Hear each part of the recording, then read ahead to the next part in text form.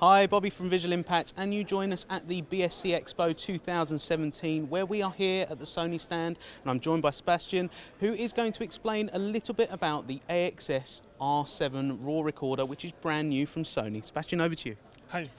Shall I take this one? Of course. Of course. Hi, Bobby. Yeah, thanks to coming to the CineAlta Sony booth. So this is the R7, which Bobby already mentioned. It's the newest accessory for the CineAlta F series lineup, so for the F5 and the 55. Sure. So what we have done, as you know, we have already since introduction time the R5, so our original RAW recorder, and we got a lot of feedback from customers using the R5 and saying, okay, I would like to use it, but is it possible to get 4K 120 frames with my 55? I'm shooting a lot of documentary stuff. It's in really harsh environment. It needs to be really solid proofed, dust environment, splash proof, this kind of stuff. So, and we said, okay, let's take all of this into account and voice of customer and develop the R7. So this is what we came out. So we said, okay, first of all, solid proofed. Yeah. So really take away all the plastic stuff we had of the R5 so far. Yeah. Put all the electronic circuits into a seal. Yeah. So similar to the FS7 and FS5, where we had a lot of feedback also for documentary guys. So whatever dust, no way, not going in at all. So you can see even the connection to the camera board is now really, really proper. So it's still the original lever underneath, but it's really connected to the camera body. So there's a plate now on top as well. It's a plate on top, so third parties, when you use a third-party cheese plate, for example, they are making small L-shape adapters to connect the R7 to their cheese plates. Okay. So just small accessory. Sure. And because sometimes customers are not using the grip to move, they're making like this. So no excuse anymore that this will be getting unstable. Loose, no. Correct. Then the next one is related to the same thing, the cards, media slots on the side. So you can see also two. So that means you can run two cards at the same time, or not on the same time, but put two cards in. First one is in, change to the second one. You can see we are using the smaller ones. Yes. So with the R5 we introduced the fat one. Yeah. And then after 1.5 years we changed to the smaller slim version. Yes. Means for the R5 you need to use an adapter. Yes. Customer said, okay, it works, but I want to get rid of the adapter. So native in, two cards. So you can see also this rubber here. Rubber mount, yes. To make it really dust and moisture improved. Cache recording. Coming back to the guys who are shooting documentaries and this kind of animal shooters, they want cache recording. So on the SBS recording, we already had a certain amount of cache, so some seconds, depending which resolution, 4K, HD, which frame rate. But for the R5, we hadn't cache recording at all. Okay. So now with the R7, you can get cache recording as well. So 2K, 4K, up to 30 seconds, depending which frame rate, which resolution, but it's going into the cache. Okay. Of course, DC power out, Hero C still available.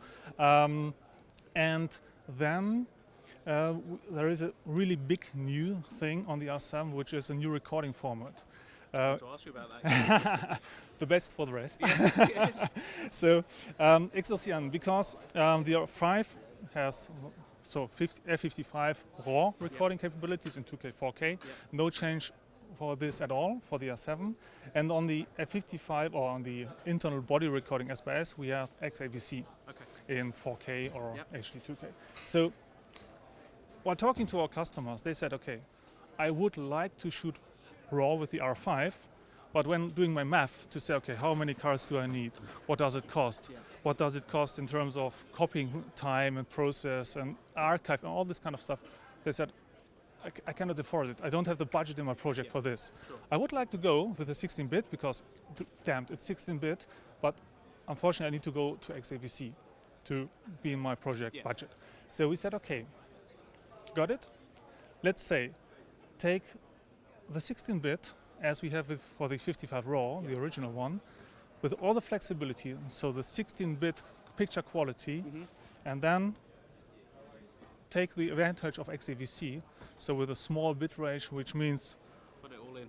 All in. So means less cards or less media space, faster transfer copying time, less archive. Yeah. So at the end, you get the both of both worlds. Yes. So the benefits of XAVC and the benefits of F55 RAW. So yeah. directly in the middle Yeah. means we're looking around BSC, even we. Yeah.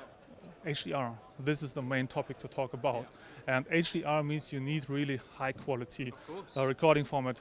So 16-bit is the way to go, because whenever you're starting post-production, you're losing some bits, blah, blah, blah.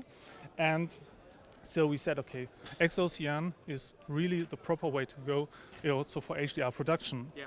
And on top, we said, okay, let's use or develop XOCN, but let's also go with two flavors. Okay. Because sometimes budget is even more tight, but you still want to go with the 16-bit. Yeah. So we said, okay, let's go and develop XLCN ST, which stands for standard, and LT for light. Okay. So bringing this in comparison to XAVC and F55 RAW, the standard, you can save around 30% of the original F55 RAW, and with the light, it's around 60% less. Wow. Means you're coming really close to the XAVC Class 480, which is a new format which we also introduced for the 5 and 55 in 4K recording. And that it's not only related to 4K resolution, so for all the 2K, 4K and the different frame rates, XOCN ST and LT are available. Brilliant. So it's really pushing the flexibility of the F-Series again, and keeping the quality where we are standing for as well. Brilliant. That's great stuff. Thank you very much, Sebastian. No problem at all. Cheers. It was a pleasure to meet you too. Take care. Cheers.